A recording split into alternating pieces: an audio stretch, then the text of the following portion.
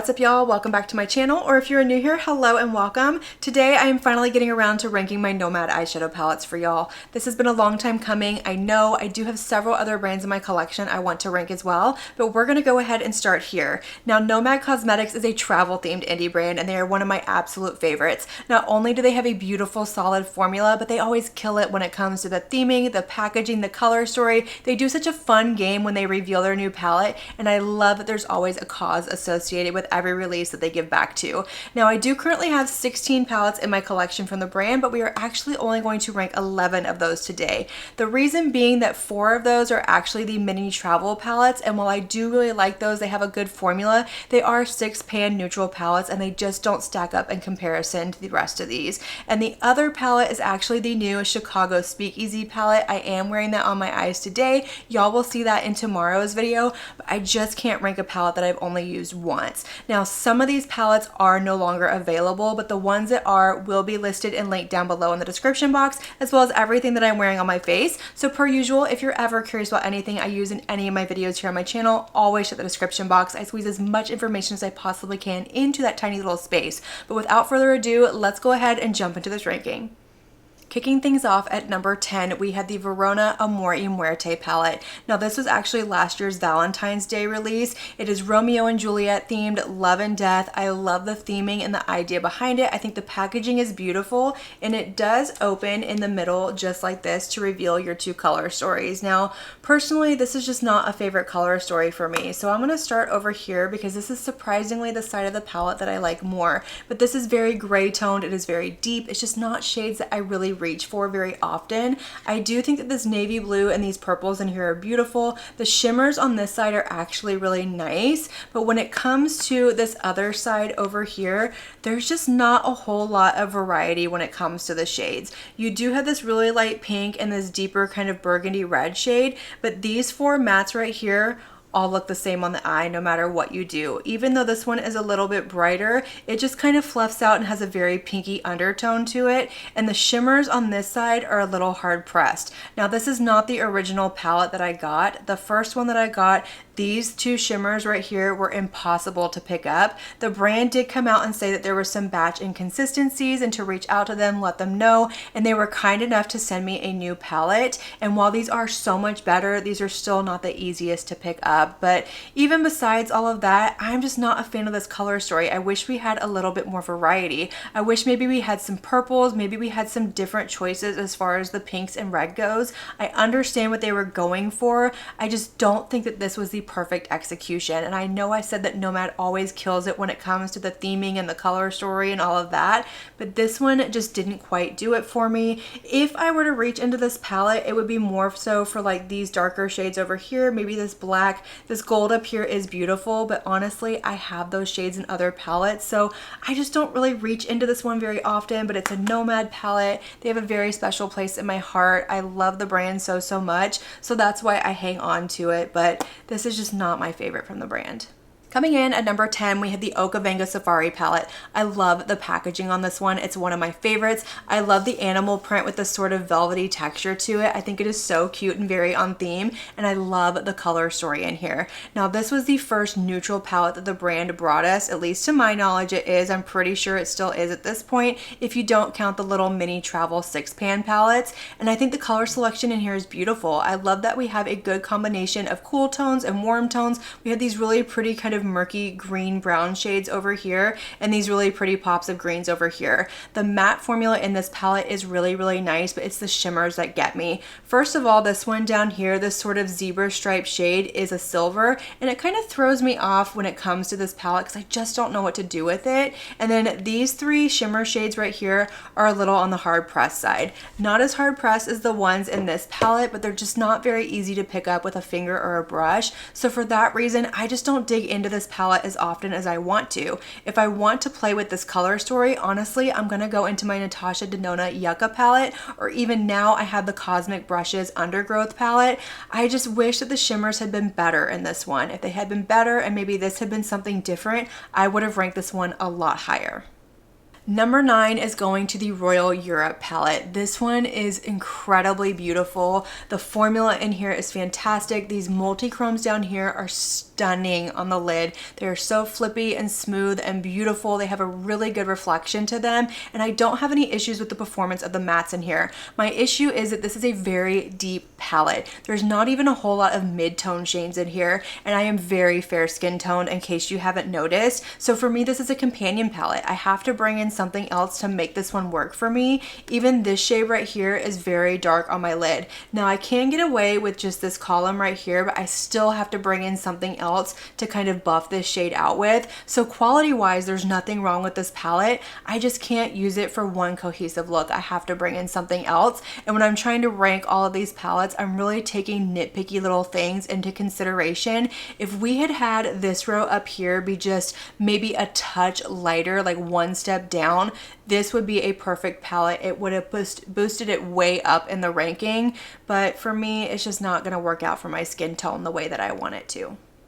At the number 8 spot, we have the Haunted Europe palette. Now this one is newer in my collection, although it did originally launch a couple of years ago, but I missed out on it. I was so sad. This was the one that got away from me for the longest time, and when the brand announced that they were bringing it back for a limited time, I jumped all over it. I love the lenticular motion packaging, and I have to say I am not disappointed at all. I know the formula in here is not nearly as good as what the brand has now, but I don't have any issues as far as the performance goes. The mattes in here aren't quite as pigmented as what we get now, but I still find them very easy to work with. I don't have any issues with patching, skipping, fallout, blending, any of that jazz. And I think the shimmer formula in here is nice. Although it's a little flat compared to what we have now, they do still look really pretty on the eye. I will say I don't think that we needed both of these shimmers right here, which is why it's coming in where it is, but I still think it's really pretty. I like the looks that I've created. I love that this is really like 2 9 pans smushed into one, and I noticed that with a lot with their bigger palettes. We'll get to that later on. But this side over here is like your quintessential Halloween palette, and then over here you have like the darker, spookier side of the palette. I love that we have a lot of lighter shades. We have some deeper shades in here, some good mid-tones. I really have a good time with this palette, and I am not disappointed at all, and I am so happy I have this one in my collection. Coming in at number 7, we have the Bosque Nuboso Monte Verde Cloud Forest palette. I hope I pronounced that correctly, but for the longest time, this is my absolute favorite palette from the brand, but the more they come out with, the further back this one kind of gets bumped, but the packaging is really cute. I love this little sloth right here. Sloths are one of my favorite animals, but the color story in here is beautiful. Now, this is essentially a rainbow palette. You don't have a true red in here, but this shade right here kind of doubles as a red. This is beautiful. I love the matte selection in here. It is a little heavier on the green side, but the idea behind this was that it was supposed to be the colors of the forest with like the extra little colors peeking through, and I do think they nailed it. But my issue with this palette is the shimmers in here are all green with the exception of this one right here. Now this one does have a little bit of like a pinky red flip to it, and it really helps when it comes to creating cohesive looks, but that's where I struggle. It's with the shimmers in here. I don't have any issues picking them up. I think they look beautiful on the lid. Once again, they are a little flat compared to what we have now from the brand,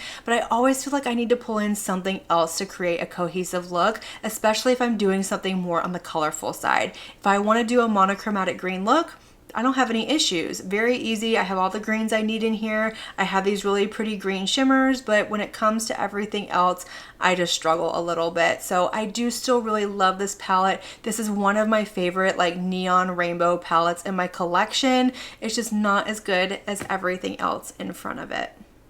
Number 7 is going to the Ireland Wild Atlantic Way palette. I was so excited when I saw they were doing an Ireland themed palette because I am half Irish, which explains the light skin and the darker hair, but this is very pretty. This is a very green heavy palette, and I don't usually go for a all green look. I like to bring my greens in usually as pops of greens, or if I do a green look, I usually go for something a little bit more on the grungy side. So this one really comes down to personal preference, but I I do think the color story in here is beautiful. I think it represents the country beautifully. I love how we have these pops of blues in here, this copper up here.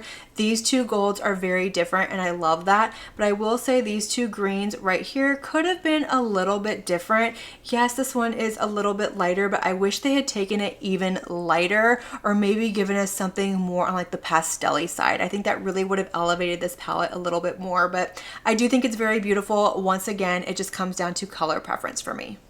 All right, so we are down to our top 5, and these are the top 5 for a very good reason. These are my absolute favorites from the brands. These are the ones that I get excited about, the ones that I want to reach for, and the ones that I absolutely love. And I feel pretty good about the way I have these ranked. I don't think there is any room to kind of rearrange them.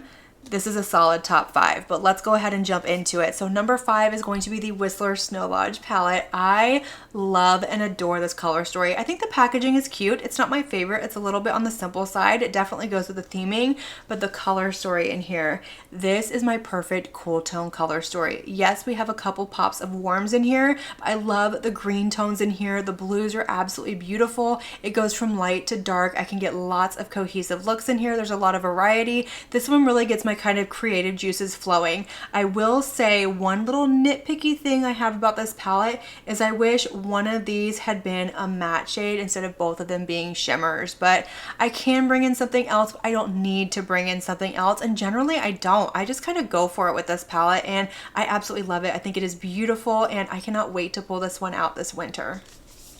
Number 4, we have the Keys Beachy and Peachy palette. I love the packaging on here. I think it is so cute with the flamingos, the key lime pie, the drinks, the whole thing. It is very beachy and I love it. It's on theme, but the color story in here, y'all, this is my kind of summer color story. These are the tones that I want to reach for. I love that once again we have kind of two 9-pan palettes brought together and they're brought together perfectly. This side over here is going to be your lighter sort of pastel-y leaning side, but still a little bit bright. And then over here we have our deeper, more tropical side of the palette. I think this is beautiful. I love the shade selection in here. I love the shimmers in here. These are so incredibly beautiful on the lid. And this color story just makes me really excited.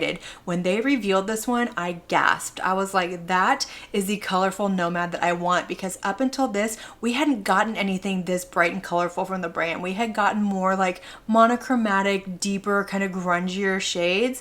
And this one, I absolutely love. I knew this was going to be very highly ranked the first time I tried this palette out. The number 3 spot is going to a palette that I have actually not given y'all my final thoughts on yet. I have finished testing it. Y'all will see it in my next speed reviews video, but for now, you're gonna get a little sneak peek into what I think of this one, and that is the Fuji 5 Lakes palette. First of all, packaging, 10 out of 10. This is without a doubt the most beautiful packaging the brand has ever done. This is textured, it is an oil painting, and it is incredibly stunning. Like, let's just take a moment of appreciation for this, because I was floored when I got this one in person and saw how incredibly beautiful it is. But the color story in this one is beautiful as well. Now, remember when I said the Whistler Snow Lodge was like the perfect cool tone color story? This one is like the elevated older sister of that, and in fact these two make a beautiful companion to one another. Let me just hold up the other one and show you side by side. Like, these two palettes together, absolutely beautiful. But I love this one. The formula in here is the good Nomad formula that we have all come to know and love. The mattes in here are so creamy, blendable, very easy to work with, no patching, skipping, fallout, anything like that. And I love, love, love the shimmer selection in here. This one right here and this really pretty like white with a blue flip to it, stunning. This one reminds me of what I think of when I think of like freshly fallen snow on the ground. Obviously, I haven't seen much of that down here in Houston, Texas, but that's what I imagine just based off of that really pretty reflection that it has.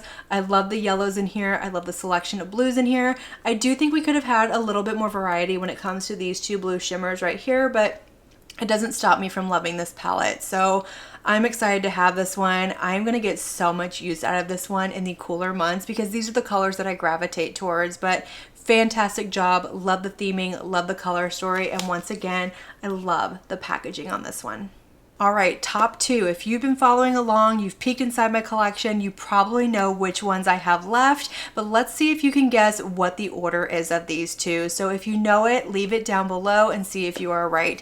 Number two is going to the Ghost Town USA palette. This one came out last year for spooky season, and this is one of the best palettes the brand has ever done. Obviously, number one is my absolute favorite, but the formula in here is incredible. I feel like this is when we really kind of saw that 360 change with the brand. They went from a good formula to an immaculate formula, and this color story is so beautiful. We do have a lot of cool tones in here. I love this little neutral section over here. It's something I reach for if I just want a quick, easy look, but the greens in here are beautiful. I love these more teal shades over here. These two right here are absolutely beautiful. This one has a little bit more of a green undertone to it. This one is more of a true gold. I love that we have a purple in here. Stunning palette, executed perfectly. I love the theming on here, and this is a favorite of mine, but there is one more that I love more than that one.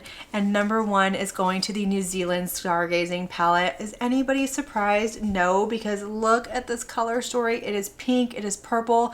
We have more of a gray leaning tone in here, but this one has just enough of a blue undertone to it that I don't mind it. I love that we have a black in here. This black is so pigmented and so beautiful. The mattes in here are beautiful. They are the mattes that I've talked about over and over in these other palettes, but it's the shimmers in this one that set it apart from everything. These are so insanely shifty and reflective. These remind me of the ones that we had in the Royal Europe palette, but they're a little bit more easy to use on the eye. They are lighter, they are brighter, and they are absolutely beautiful. This one down here has the most beautiful like icy blue to pink flip to it, and this one I find to be really unique as well as I kind of dig my finger into it. And I love this one up here that has like this green to gold to pink to almost purple flip to it. These are very unique tones, and I love this palette. I think they did a beautiful job with it. I think the formula is fantastic. I love the theming on it, and this is really pretty as well.